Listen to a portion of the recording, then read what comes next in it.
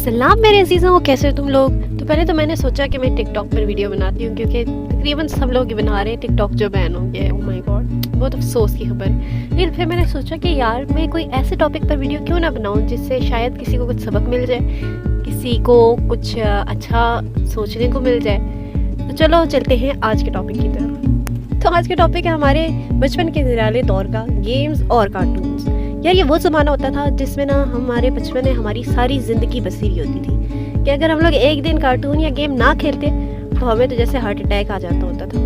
भाई हमारा जो दौर होता था ना, उसमें हमें सिर्फ 1 घंटे के लिए टीवी पे बैठने की इजाज़त होती थी, और वो भी सिर्फ हम लोग कार्टून देखा करते थे। और कार्टून भी वही हमारे पास सिर्फ स्पेसिफिक होते थे जिनको हमें देखना अलाउ हुआ करता था। लेकिन यहाँ पर मैं कंपेयर करना चाहूँगी आजकल के दौर के कार्टून्स को और हमारे दौर के कार्टून्स को।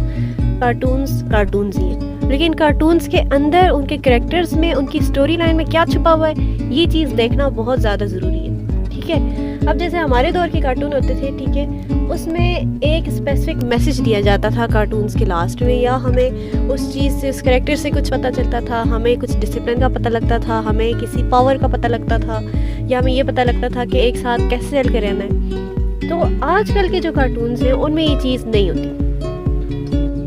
अच्छा सिखा दिया है। अच्छा आजकल हम लोग अपने बच्चों को कार्टून लगा कर दे देते हैं कि चलो भाई क्या हुआ, कार्टून ही है, कोई भी कार्टून सामने आए कोई भी लगा कर दे दिए। लेकिन हम लोग ये देखें कि एक तो सबसे पहले उस कैरेक्टर का जो फिजिकल एनिमेशन है वो कैसा बनाया गया, सही है, उनकी बॉडी शेप, देन उनकी लैंग्वेज वो क्या है, स्टोरी लाइन तो बाद में पता चलती है। सबसे पहली चीज़ तो ये हमें देखनी चाहिए, लेकिन हम लोग नहीं देखते।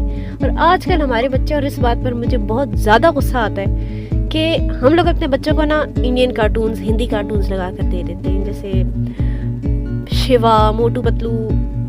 कार्टून्स नहीं होते। कार्टून हमारी उस टाइम की जो हमारा लाइफ स्पैन चल रहा होता है, ठीक है, वो हमारी अंदर की किसी एबिलिटी को, ठीक है, हमें वो बूस्टअप कर रहा होता है, हम लोग उससे कुछ ना कुछ सीख रहे होते हैं। तो जब हम लोग अपने बच्चों को इंडियन कार्टून्स दिखा रहे हैं, ठीक है, उसमें वो कुछ ऐसे ऐसे लफ्ज़ भी बोलते हैं, ठीक है, फिर उसमें कुछ उनकी एनिमेशंस भी ऐसी होती हैं।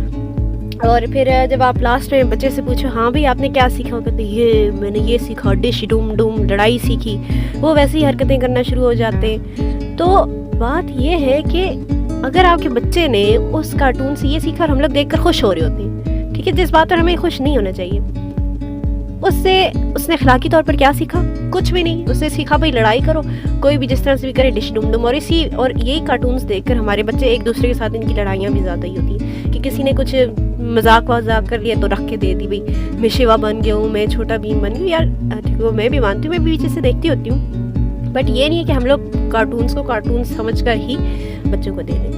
देखो कार्टून्स भी एक मकसद के लिए बनाए गए, सही है, उससे हमारे बच्चों का जो है ना एक जहन और एक वो जो पॉइंट होता है ना, वो बिल्डअप होता है, उससे हम लोग कुछ ना कुछ सीख रहे होते हैं। इसी तरह से हमारे दौर में बहुत अच्छे अच्छे कार्टून हुआ करते थे, जैसे ज़ोरो होते थे, टॉम एंड जेरी हैं, और अभी तक जो मेरे फेवरेट कार्टून्स हैं, ठीक है, उनमें डोरा और डिएगो शामिल है। ठीक है, अब पता नहीं इन दोनों कार्टून्स का आप लोगों को पता है कि नहीं पता, लेकिन अभी तक मैं बड़े शौक से ये दोनों कार्टून्स देखती हूँ, डोरा और डिएगो। क्यों? क्योंकि इन दोनों कार्टून्स में ना उसमें ना वो आपसे जनरल नॉलेज के क्वेश्चन करते हैं, आपको टाइम दिया जाता है जिसमें आपने गेस करना होता है, देन आगे वो कार्टून चलता है। तो आपको क्या लगता है, ये शिवा ज़्यादा बेहतर है, ये वाले कार्टून ज़्यादा बेहतर है? ठीक है, इसी तरह से पोपाय होता था, शॉन द शीप होते, इस तरह से और भी बहुत सारे, लाइक गमी बियर्स। तो ये हमारे ज़माने के बहुत प्यारे कार्टून्स हुआ करते थे, ठीक है, बार्नी हुआ करते थे। तो उनमें ना एक लास्ट में या उस कार्टून के दौरान हमें एक मैसेज दे दिया जाता था